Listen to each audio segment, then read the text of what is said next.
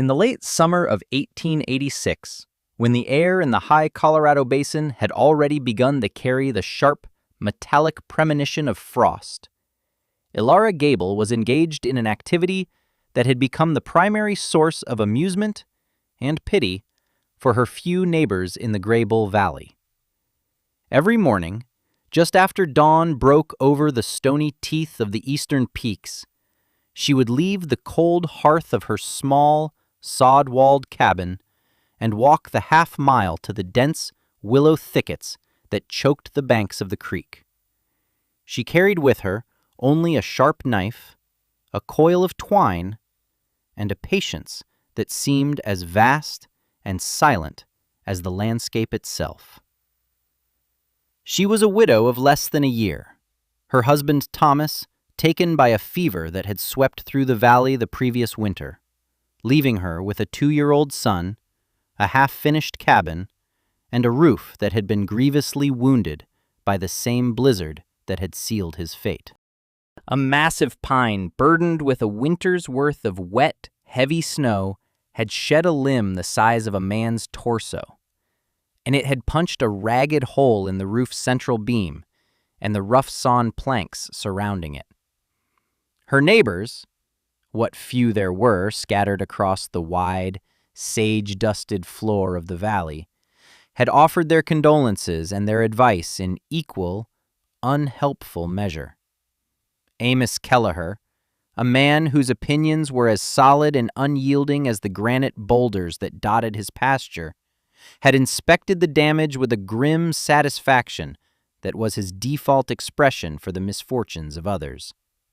He declared the main ridgepole cracked beyond repair. It would take 2 strong men and a team of oxen to fell a new lodgepole pine, drag it down from the high slopes, and hoist it into place.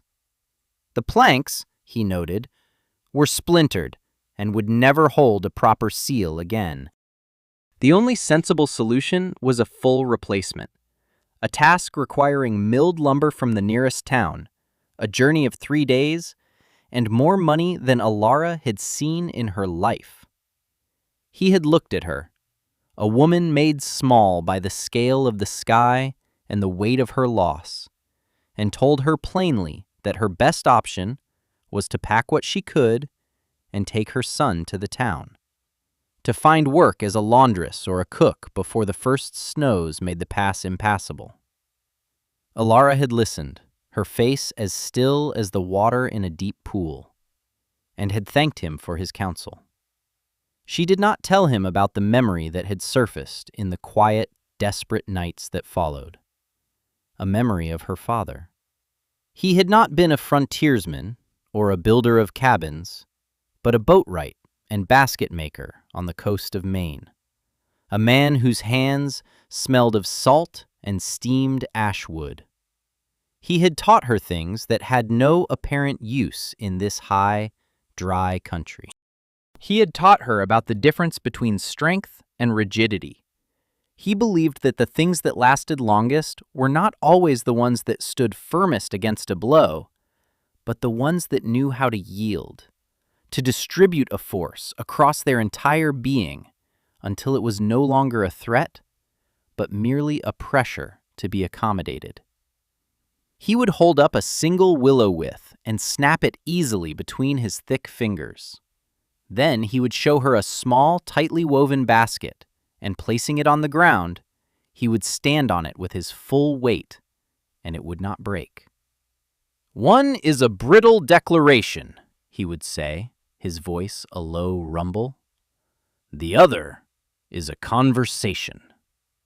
And so, while the rest of the valley was laying in stores, mending fences, and ensuring their own roofs were sound, Elara was harvesting willow. She did not take the old brittle wood. She sought out the new growth, the long, supple wands that were as thick as her thumb at the base and tapered to a delicate point. She worked with a quiet, methodical rhythm that belied the urgency of her task. She would select a withe, test its flexibility, and then, with a single clean slice, sever it from the parent stalk. She bundled them in groups of 20, tying them with her twine, and each day she would drag 3 or 4 of these heavy, rustling bundles back to her cabin, her arms and back aching with the unfamiliar labor.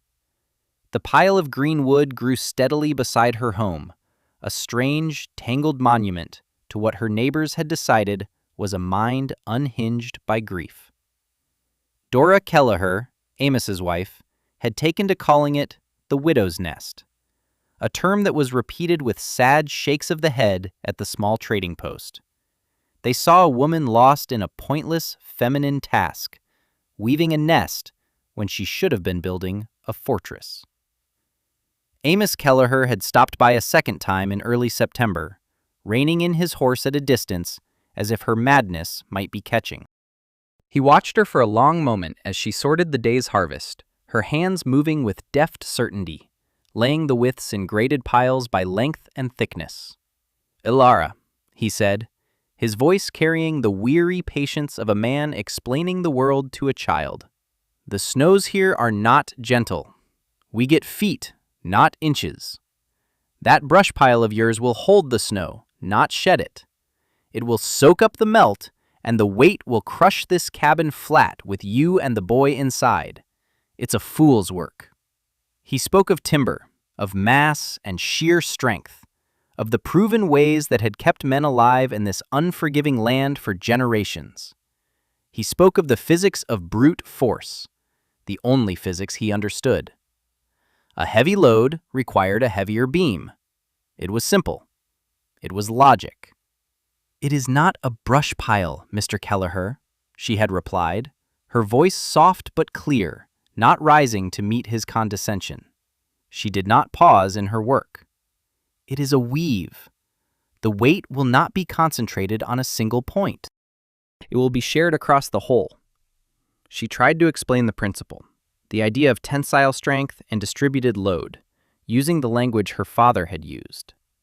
She spoke of how 1,000 small, flexible things, when properly interlaced, could possess a strength greater than a single, rigid whole.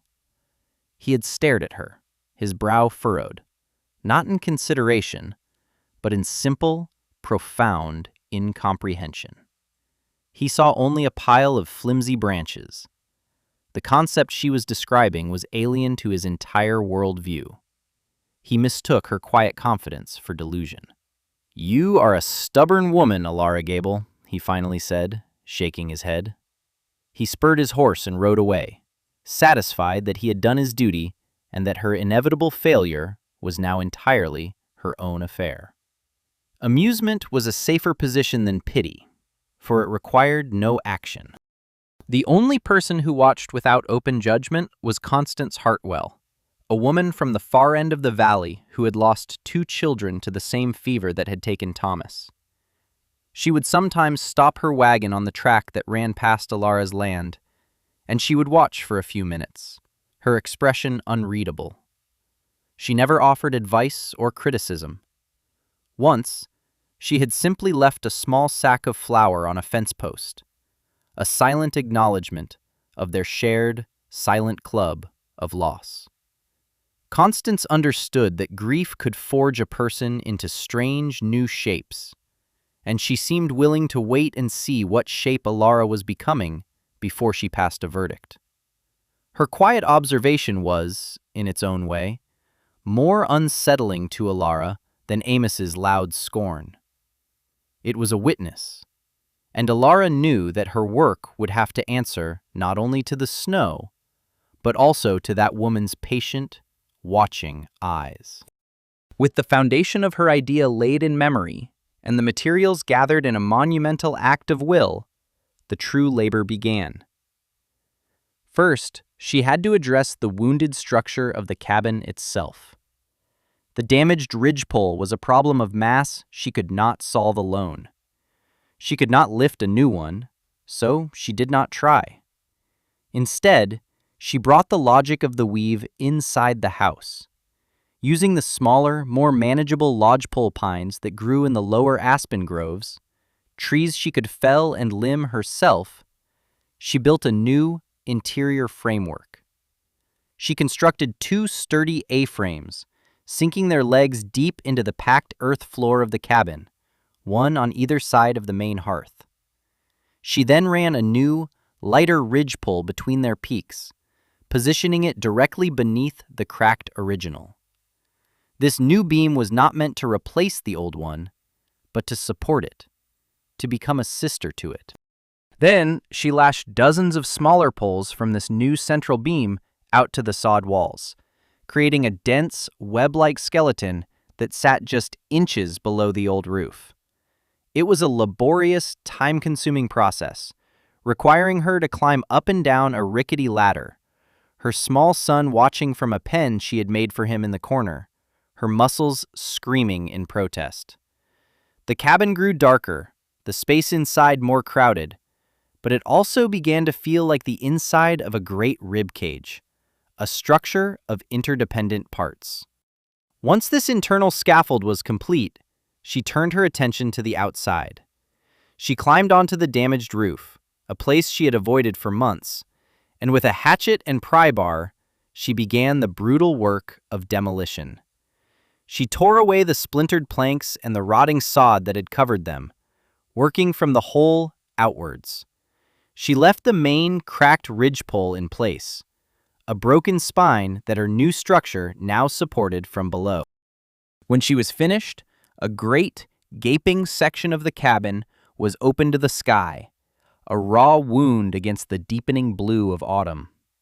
It was a terrifying sight, a commitment to her course from which there was no turning back. For 2 days, she and her son lived under a canvas tarp stretched across the opening, the nights growing colder, the wind whispering threats through the new lattice of poles. Then came the weaving. She hauled her bundles of willow onto the roof, the green wood smelling fresh and alive. She had soaked many of the thicker withes in the creek for days, and they were wonderfully pliable. She began by laying the thickest of them across her new framework of poles, creating the warp of her great, flat basket. These were the primary structural elements, laid a few inches apart, their ends securely lashed to the outer edges of the roof and to the new ridgepole. Then she began to weave. Standing on the secure planking of the old roof, leaning over the open section, she took the long, thinner widths and began to work them in an alternating over and under pattern through the warp. It was a slow, rhythmic process. Her hands, already calloused, soon grew raw. The skin on her knuckles split and bled. But a strange peace settled over her as she worked. The repetitive motion was hypnotic, and the roof grew not by loud hammer blows, but by a quiet, steady accumulation. Over, under, over, under. With each pass, the structure became tighter, stronger. The individual widths disappeared, subsumed into a collective whole. The flimsy branches were becoming a single, unified fabric of wood, a dense mat that gave slightly under her hand, but refused to break. She worked from dawn until the light failed, her entire world shrinking to the pattern of the weave. She saw how the pressure of one width locked another into place, how a curve in one was compensated for by its neighbor. Her father's words echoed in her mind. She was not just building a roof, she was having a conversation with the materials, learning their language of tension and give. When the main section was complete, a tightly woven mat of incredible density, she did not stop. She began a second layer, weaving it perpendicular to the first, and then a third, and a fourth. Each layer was woven more tightly than the last, until the gaps between the widths were almost invisible, and the sunlight struggled to filter through. The final product was a thick, semi-flexible sheet of woven wood nearly 6 inches thick, a solid, textured thing that looked more like the hull of an overturned boat than the roof of a cabin. But the weave alone would not keep out the water. The final stages were a race against the weather, which was now turning with a frightening speed. The peaks were already white with the first dustings of snow. She retrieved the cured hides Thomas had been saving to trade, thick, stiff sheets of buffalo and deerskin. She laid these over the woven surface, overlapping them carefully. The hides provided the first layer of waterproofing, a tough, resilient membrane. Over the hides, she began to place the sod. She did not use the old, crumbling pieces she had torn off. She cut fresh bricks of prairie sod, thick with the tangled roots of buffalo grass, which she knew from experience would hold together. She laid them like immense, heavy shingles, starting from the bottom and working her way up, ensuring each new layer overlapped the one below it. The sheer weight of the sod was immense, and as she placed the final pieces along the ridge, she felt the entire structure beneath her give a slight, uniform groan. It was not the sharp crack of failing timber, but a deep, organic sigh of acceptance as the willow weaves settled, distributing the immense new load evenly across her interior framework. It was the moment her theory met reality, and it held. The final step was the seal. She spent a day gathering pine resin from the trees on the ridge behind her cabin, a sticky, fragrant task. She rendered it down in a great iron pot over an open fire, mixing it with charcoal dust and a little bear grease to keep it from becoming too brittle in the cold. The black, bubbling concoction smelled acrid and powerful. While it was still hot and liquid, she hauled it in a bucket up her ladder and began to pour and spread it over the entire sod surface, working it deep into the seams between the sod bricks. The pitch cooled into a hard, glossy shell, a final, impenetrable barrier against the moisture that was her roof's greatest enemy. When she was finished, she stood back and looked at her work. The new section of roof did not match the old. It was a darker, more organic thing. It was lower, thicker, and seemed to hunch its shoulders against the sky. It looked strange. It looked alive. But as she stood there, feeling the deep, resonant ache in every muscle of her body, she also felt a profound and quiet sense of rightness. She had not conquered the mountain or the timber. She had listened to the willow, and it had given her an answer. The first snows of October were gentle, a gift from a sky that had not yet decided to be cruel. They came as soft, fat flakes that drifted down and coated the valley in a thin, pristine layer of white. Elara watched from her small window as the snow began to accumulate on her new roof. As Amos Kelleher had predicted, it did not shed. The slight, almost imperceptible texture of the sod and pitch, and the shallow angle of the roof itself held the snow where it fell. By midday, a pristine white blanket several inches thick lay upon it.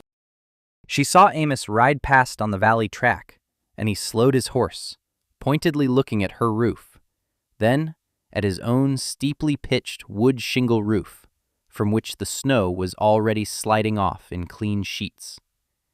He shook his head and rode on, the very picture of vindicated prophecy. Dora Kelleher would later report at the trading post that the Widow Gable's roof was catching the snow like a wool blanket, and that it was only a matter of time. Elara felt a flicker of doubt, a cold knot in her stomach. Had she miscalculated? Her father had worked with water and wind, not this crushing, silent weight. But she remembered another of his lessons. Watching an outcome is not the same as understanding the principle. The snow was a load, yes, but it was also something else. She went outside and scooped up a handful. It was light, airy, full of trapped space. She thought of the animal dens she had found, insulated by deep drifts, warm and secure beneath the surface. She began to see the snow not as an antagonist, but as a potential ally, an insulator. She went back inside, stoked the fire, and settled in to wait. The cabin was darker than before, the new interior frame and the thick roof stealing the light. But it was not colder. In fact, as the days passed and the blanket of snow on her roof deepened, she noticed the cabin held its heat in a way it never had before. The fire seemed to burn more steadily, requiring less wood to keep the chill at bay. The snow, the very thing meant to crush her, was instead wrapping her home in a thick, insulating cloak. The waiting was a trial of faith. For a month, the weather held in a state of suspended animation. The snow on the roof grew to a depth of a foot, then 2. It settled and compacted under its own weight, but the roof held. There were no creaks, no groans, no signs of strain. Life inside the cabin took on a new rhythm, dictated by the muffled quiet and the soft filtered light that came through the single window. She tended her son, cooked their meager meals, and mended their clothes, all the while listening. She was listening for the sound of failure, the sharp, splintering crack that would prove Amos Kelleher and the entire valley right. But the only sounds were the crackle of the fire, the soft breathing of her sleeping child, and the profound, insulating silence of the snow. The crucible arrived in the second week of December. The sky turned a flat, ominous gray, the color of old iron, and the wind began to rise, not in gusts, but in a steady, relentless torrent that stripped the last leaves from the aspens and sent plumes of snow streaming from the high peaks. This was the arrival of a true blizzard, the kind the old-timers spoke of with a mixture of fear and reverence. It was a force that did not just pass through the valley, but occupied it, erasing the landscape and suspending all normal life. For 3 days, the world outside her cabin ceased to exist. There was only the white, howling chaos of the storm. The snow did not just fall. It was driven horizontally, piling into immense drifts that buried fences and blocked doors. Inside, Elara tended her system. She kept the fire small but constant. She knew a large, roaring fire would create too great a temperature difference, potentially causing meltwater to seep through any unseen cracks. A slow, steady heat was what was needed. A warmth that would permeate the cabin's thick walls and roof, keeping the interior just above freezing. She was no longer just a resident of the cabin. She was its careful engineer, monitoring the flow of heat and the state of her creation. The sound of the wind was a distant, muted roar, the thick layers of sod and snow absorbing its fury. There was none of the rattling and whistling she remembered from the previous winter in the old, damaged cabin. The silence was the first proof. Her home was no longer fighting the storm. It was nestled within it, using the very substance of the blizzard as a shield. Yet the weight was a constant, terrifying presence in her mind.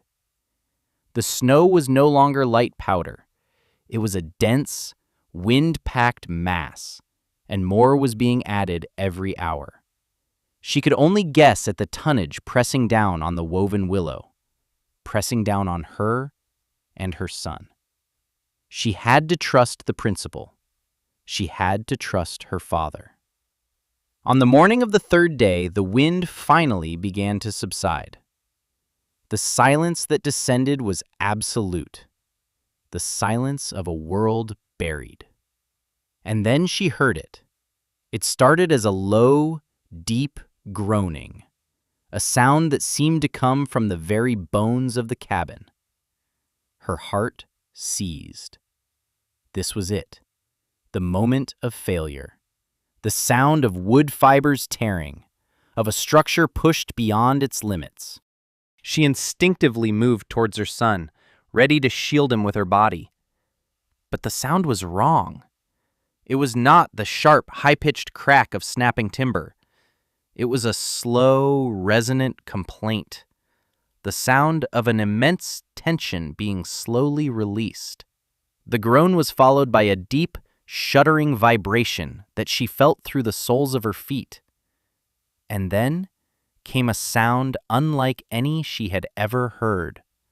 A vast, scraping roar, a friction-filled avalanche just above her head.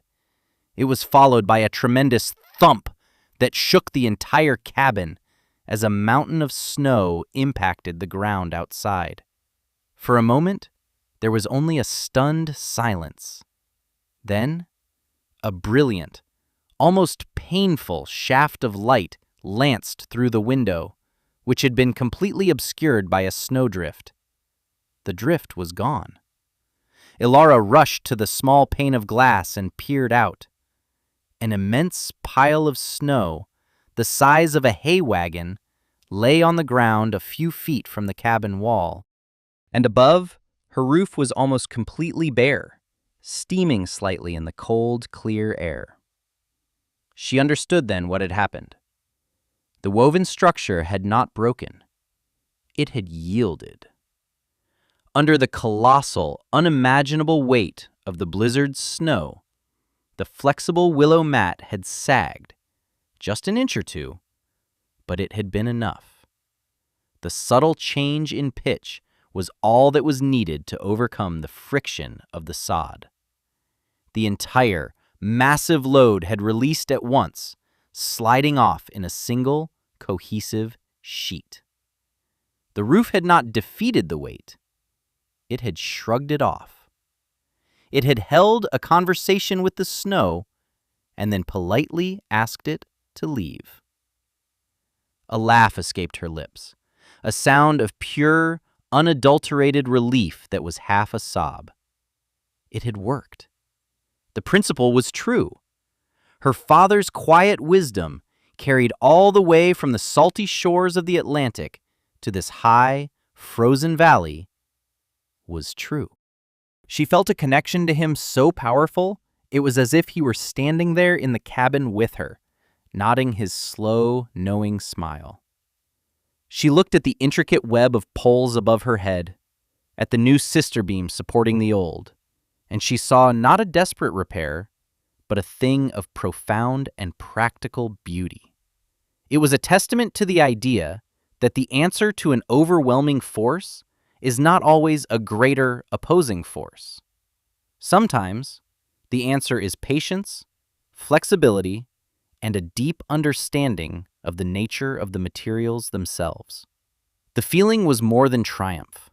It was a quiet, unshakable confirmation of her own senses and her own mind against the confident, collective certainty of everyone else.